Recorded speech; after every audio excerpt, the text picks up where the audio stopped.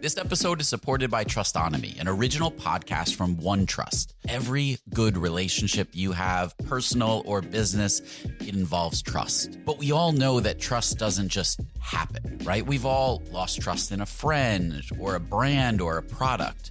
Trustonomy is a new podcast that looks at true stories from the past to understand how trust works and what makes it stronger and how to rebuild it when it's broken. Now, you know, I'm a sucker for a good podcast that weaves historical stories and relates it to what's happening today. So I thoroughly enjoyed this Trustonomy episode and recommend that you check that out as well. Search for Trustonomy in your podcast player. We'll also include a link in the show notes.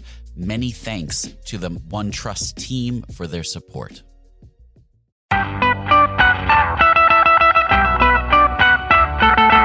Welcome to the Rocketship podcast. I'm Michael Sacca. And I'm Joelle Steiniger. Today we talked with Khaled Naim, the co-founder and CEO of OnFleet. What do you think of this one? This was great. And one of the core topics that we discussed was turning away customers. And it was interesting to hear that they identified what their long-term vision is. And although they're not, they haven't even built it yet, they know where they want to get and they know what customers can get them there. And so we talked a lot about the process and determining who that core customer was for them and what they're looking for in the future. And so it was very interesting to hear at such a young stage having the 5-year vision and already working towards it. So let's get into it. Customer.io is a modern email platform built for startups. It helps you send the right messages at the right time based on how your customers are using your app. Go to customer.io/rocketship to start sending emails that convert. All right. So Khaled, tell us about OnFleet. Yeah, well, thanks for having me on Rocketship. OnFleet it makes it easy for businesses to manage their delivery operations. So we provide companies that have a delivery component with the tools to provide a better customer experience and also to manage their deliveries more efficiently. So that includes, driver apps for drivers for Android and iOS, as well as a dispatch dashboard that runs in any modern web browser. And so this is for people who already have kind of a delivery service in place, and this software helps them do that more efficiently?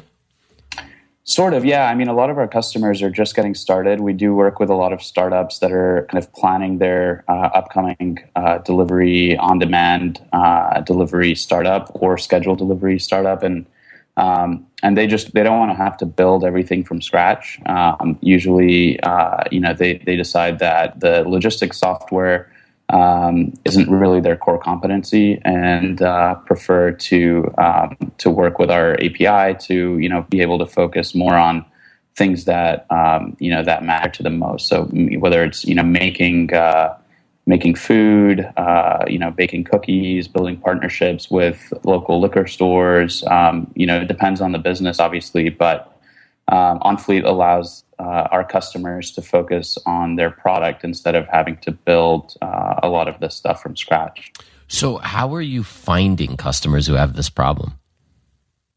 Most of them are coming to us, actually, for the last couple of months since we sort of launched publicly and announced our funding and all of that. We've had hundreds of companies from all over the world reach out to us, request demos, and we kind of have a sales cycle that we go through to onboard those customers and get them set up with OnFleet. We did start out doing a lot of outreach, just basically emailing companies that we came across in the space and seeing if they were interested in trying us out. It's a free trial, so for 75 deliveries a month, it's totally free. So companies usually get started. Just kind of poking around the product and seeing if it could be a good fit. So we talked before the call kind of about turning customers away and how that's actually been an advantage for you guys or has helped you guys. I'd love to hear more about that process and how you determine who's not a good fit for you. Yeah, that's good question. So, it's obviously really hard to do as a startup to just turn customers away, but it's something that I think is absolutely critical to be able to focus on building the best product for the customers that you want. So you basically first step is to decide what types of customers you want, and that is usually based on whatever metrics that you want to focus on, or whatever your long-term vision is. So in our case, we want to move in the direction of sort of building a driver network, and basically providing merchants or retailers with the ability to offer deliveries to their customers without having to build their own fleets. So right now, most of our customers have their own fleets, but we're starting to, experiment with connecting merchants with other driver networks, and also with local couriers. And so for that, we decided that service businesses, which have similar needs from a dispatching and tracking perspective, wouldn't be a good fit because they would never convert to leveraging a driver network, because it's not a commoditized, uniform delivery experience. For service fleets, for example, cleaners, mechanics, massage services, we're seeing a lot of these sort of on-demand service companies popping up. They would never, be able to use a driver network because there has to be a service on the end of it. So we've turned all of those guys away. Whereas initially we were actually experimenting with them, as well as some transportation companies. But we've decided to not, to turn them away, which is always, a tough thing to do. But we've, and even turning them away and referring them to some competitors of ours.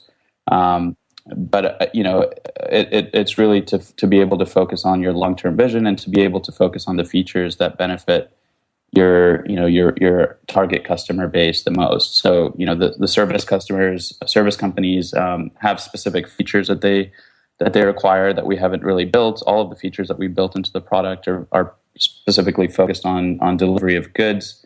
And so we don't want to have to kind of build everything for everyone and not really build the best product for anyone. So I think the best way to do that is to build, to really focus on a specific type of customer and not try to please everyone. At least initially, focusing on a specific niche, and then the kind of emerging market. So focusing on specific geographies in our case mattered a lot. Emerging market companies. So we've had a lot of companies in India and other emerging markets that want to use OnFleet, but there are a few things that just don't work really well there. Addresses and telephony challenges have led us to also avoid onboarding those guys right now.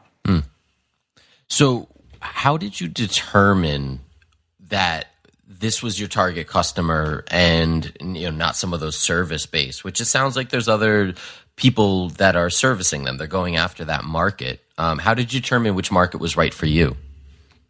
Yeah, I mean, it's obviously a big potential market. The service companies, some companies are specifically just focused on them. Others, most of our competitors work with service companies and delivery companies alike. We decided specifically just due to the direction that we wanted to take the company, going really beyond just a software as a service product, which ultimately I think is a bit of a smaller market than building a driver network or a delivery marketplace. So that was really the driver for that decision. And again, we experimented a bit with some service companies initially. They tend to have lower volumes as well, and our pricing structure really makes it so that it's often not worth working with low volume companies because it's all based on delivery volume. Okay.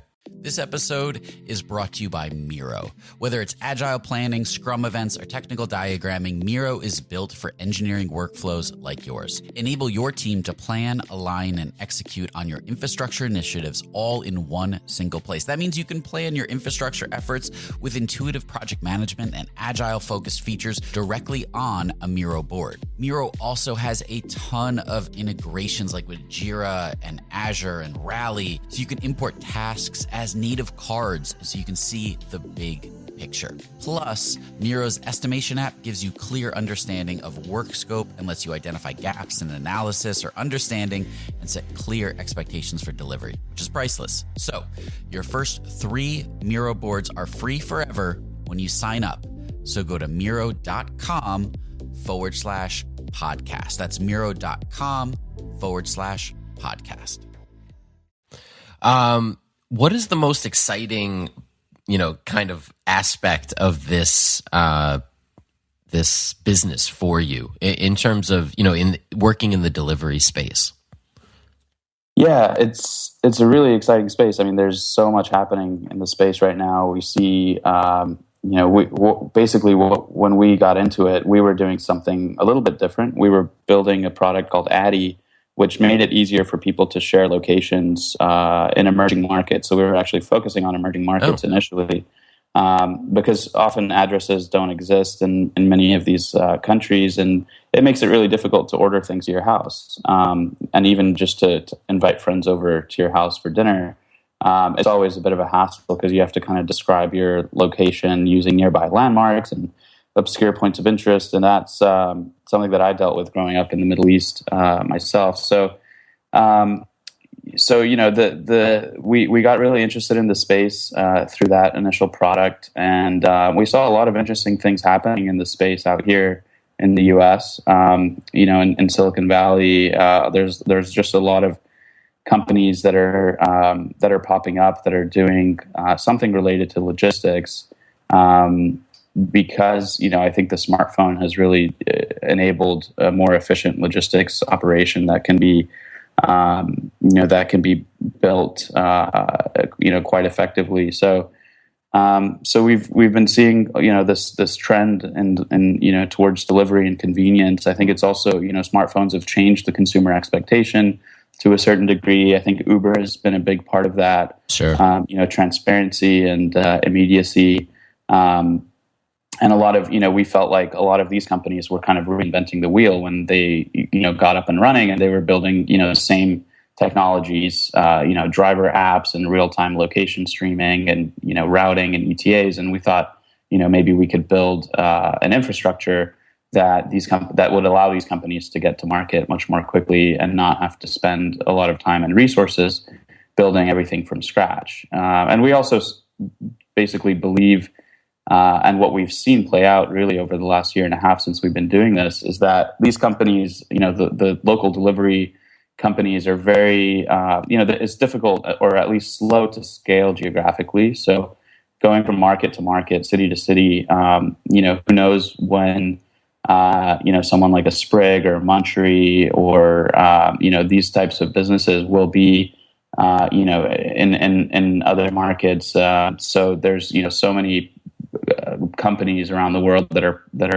popping up that are building the Sprig for Paris, for example, or the Munchery of Austin, Texas, and we can provide them with the same kind of quality software that those bigger companies have. So when you're looking at like B2B acquisition, and yet you're kind of an infrastructure API solution, how do you tackle that with small businesses that need this delivery service? But maybe I'm wrong, but I feel like they may not be accustomed to kind of an API-driven solution. So So a lot of our customers actually use OnFleet out of the box without any kind of API integration. Okay. It's not required, but it does make for a more hands-free, seamless experience where the orders from the customer are propagated into OnFleet directly without any sort of manual task creation or assignment.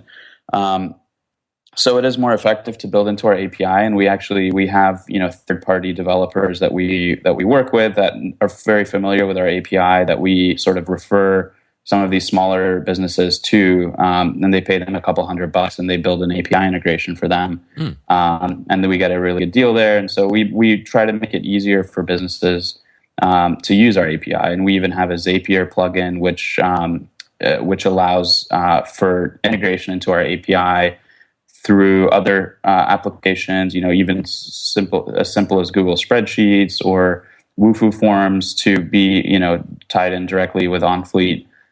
So we do make an effort to make it as easy as possible, because we understand that, not a lot of smaller businesses can build into our API. But we work with a lot of larger businesses as well, and startups that have a technical team that can build into our API. Is that something that you found got people excited, or was it or is it kind of an unknown still for people? The API? Yeah, the kind of that, because we have Stripe and in the tech world, everyone's very excited about it. But I wonder, outside, is that confusing to, just a business owner who needs a solution?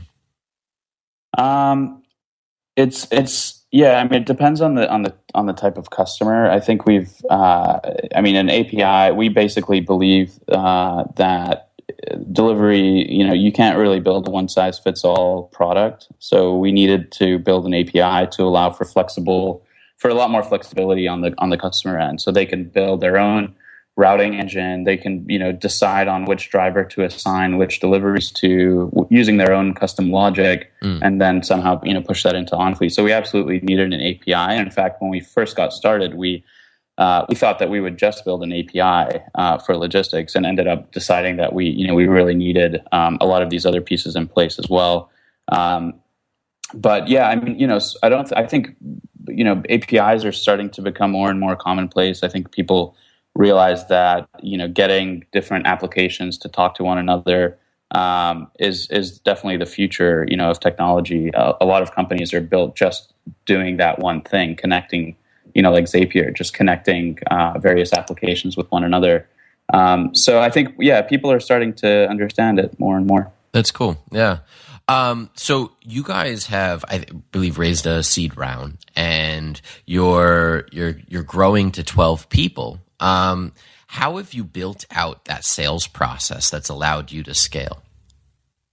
Yeah, so that's still a work in progress, and I think it's always going to be a work in progress. Building an efficient sales cycle is super important for B2B especially, and I think we've done a really good job at that. We brought somebody on board pretty early on that just really focuses on sales, and has sort of established this process.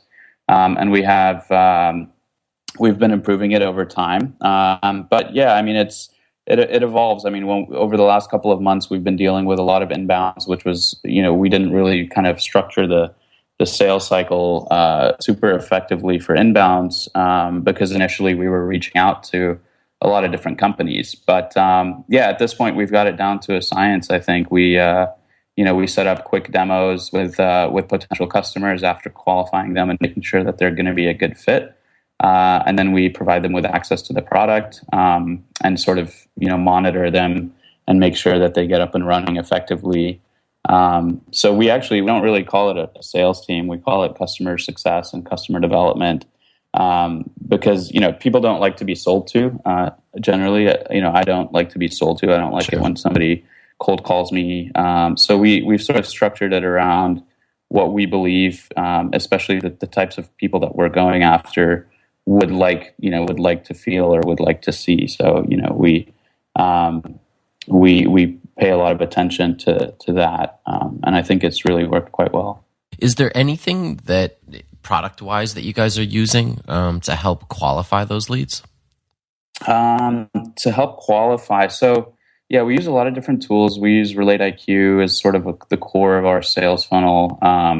We used Outreach.io to kind of set up drip campaigns for potential leads, but we haven't been doing outreach for a while now because of the influx, the inbound leads. And then we use tools like Intercom and Zendesk to support them after the sale. But as far as like qualifying them, it's more of a manual thing. We have a couple of interns on board that spend, that really, qualify the inbounds, make sure that they would be a good fit, either through just, asking them a couple of questions via email. We automatically reply to a demo request with a few questions that we get the customers to answer, regarding their type of business that they're running, where they're located, things like that, so we can more effectively kind of qualify them and prioritize them. And then we set up, a demo call after that. Very cool. What's been the most challenging part of scaling even up to 12 people for you guys? Yeah, good question. I mean, there's all sorts of different challenges. Every day there's, a new challenge, which is what I really enjoy. I think it's been, keeping me really excited and stressed at the same time. But yeah, I mean, every day is a new challenge. I think building the team is sort of the current challenge, finding great people, really, really solid. You want to really build a super solid core team. So I've been spending a lot of time interviewing and hiring people. We just hired a couple of account managers to just focus on, supporting our customers and making them, helping them use the product most effectively. But that took a couple of months to find those people. We interviewed dozens and dozens of people, maybe hundreds. So, putting a lot of care into building the right team, thinking about things like culture fit and, diversity. While at the same time, looking for the most qualified people.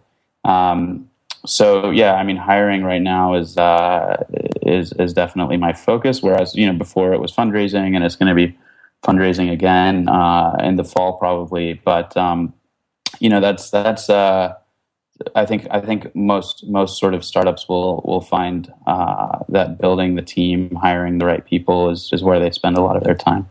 What are you guys looking for in kind of universally in a team member? So I think culture is super important. I think we've done a really good job at finding people that we just get along really well with. We have a really cool kind of live workspace here in San Francisco. None of us actually live here, but it's really homey. We have a kitchen, it's like a loft, and it's great to just like feel at home. We have like a nice couch area where people just kind of hang out. And it's important, I think, to bring people on board that you want to grab a beer with and you want to have a good time with, so that they don't feel obligated to come into the office every day without wanting to. So right. Is there anything unique you guys are doing to kind of see? Sometimes it's hard to get to know someone in a quick interview. Is there anything unique you guys are doing to see if this is a person that you want to not only work with but hang out with? Yeah, I mean, we usually do try hanging out with them outside of work before making an offer. We ask them what kinds of things they enjoy doing. Have they been to Burning Man? That's always a good question. Okay. Because my co-founders and I went a couple of years ago, and it had a pretty big impact on the way we saw things, especially as it related to the company. So that's always a good thing to see in a candidate. But just generally, like what they enjoy doing outside of work matters a lot, and also how product oriented are they. So we're a very product focused team. I still sort of had the product management side of things, so that's important. We really want to see that they're super passionate about the product, because that's what we spend our days and nights thinking about. So on the Burning Man, we haven't heard that before. Although I know it's very popular in the tech, in the kind of the tech space as an event and a getaway and experience. What was it that kind of stuck with you in your business today? Yes, it's there's an interview that Stanford Business School did recently about that with me, and I mentioned a bunch of things. I mean, some of the sort of core Burning Man principles, like immediacy and radical self-expression and inclusion. There's like a lot of things that just being open-minded and and getting creative. I think it's there's a lot of different things. It's really hard to explain. I think people that have been often have a hard time explaining sort of tangibly what it is that had an impact on them. It's sort of a profound experience that I highly recommend for everyone. I'm trying to get my parents to come out in the next couple of years, and I think they're open to it. So it's a pretty special place. Very cool. Very cool. So where do we keep up with you and OnFleet online? So at OnFleet on Twitter will be a good place to follow us. We have a Facebook page. OnFleet.com is where you can find us. And people can reach us by shooting an email to contact@onfleet.com. Cool. And are you on Twitter? We are. I am, yeah. So my Twitter is at Kentuktek, KentukTek. Cool. And we'll link that too, so people can keep up with you and what you're doing as well. Well, very cool. Well, thank you so much for coming on. I really appreciate it. Yeah, thank you as well. Appreciate it. Take care, Michael. Yes, you too. All right. Bye-bye. Thanks for listening to this episode of the Rocketship podcast. If you enjoyed it, we have tons of other awesome episodes on our website. Check them out, rocketship.fm. And be sure to check out our app discount section, where we have discounts on products that we use every day, like Woo Themes, Wistia, Treehouse. Go to rocketship.fm/essentials and get your discounts today.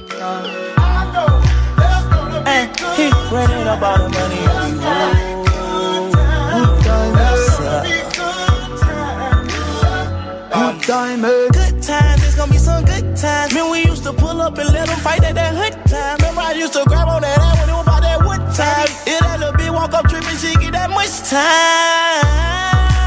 I don't waste time, I don't waste time. I don't have patience, baby. She gon' get on top of the dick and she gon' squish it like squish. Didn't go fast, she speed racing. We go wild, walk to bedtime. She my boss like a grandson. Come here, baby, I'm molested.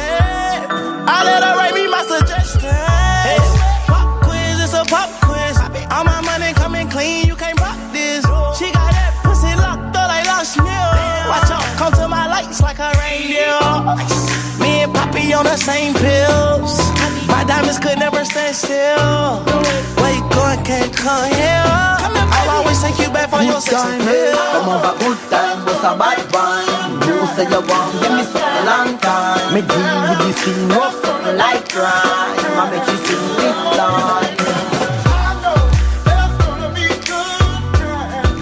Say what I did, you know, bro. Therefore, I'ma ride in that pussy like a stroller. I'll survive in a motherfucking Gordo. That my motherfucking want it like the New York. And I'm coming red like Coca-Cola. I'ma have a very good time. I swear to God, I can never sound a little shorty. She say she like all of a nigga rhyme. Where is my phone and pussy coolly? I want you to pass it to thugger. Even in the summertime, me and Lil' Shawty cutter. I swear to God, I'ma tell you that got the struggle. Baby girl, sit it down, you not known like a usher. I told her mama I don't mind what my teeth do. I wanna control you like voodoo. I'm started screaming free on phone and doodloo. Every time I have a good time, do too. Good time, come on, good time, what's a bad one? You say you want, give me something long time. Me deal with this thing, what's something like crime. I make you sing this line.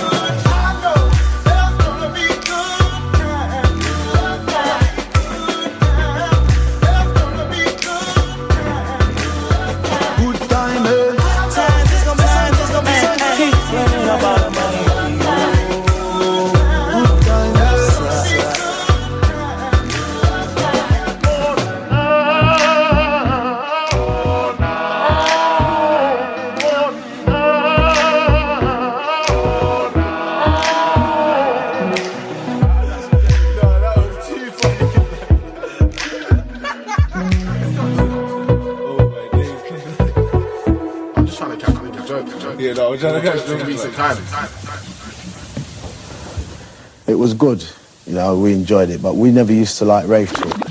I'm Dr. Ray Wingrant, wildlife ecologist and host of the award-winning podcast Going Wild, produced by Nature on PBS. In the brand new season of Going Wild, we're tackling the big question, how can humans look at our relationship to nature differently? And with the help of special guests like Christian Cooper, host of Nat Geo's Extraordinary Birder, and Ayanna Elizabeth Johnson, co-creator of the How to Save a Planet podcast. Follow Going Wild with Dr. Raywin Grant on your favorite podcast app.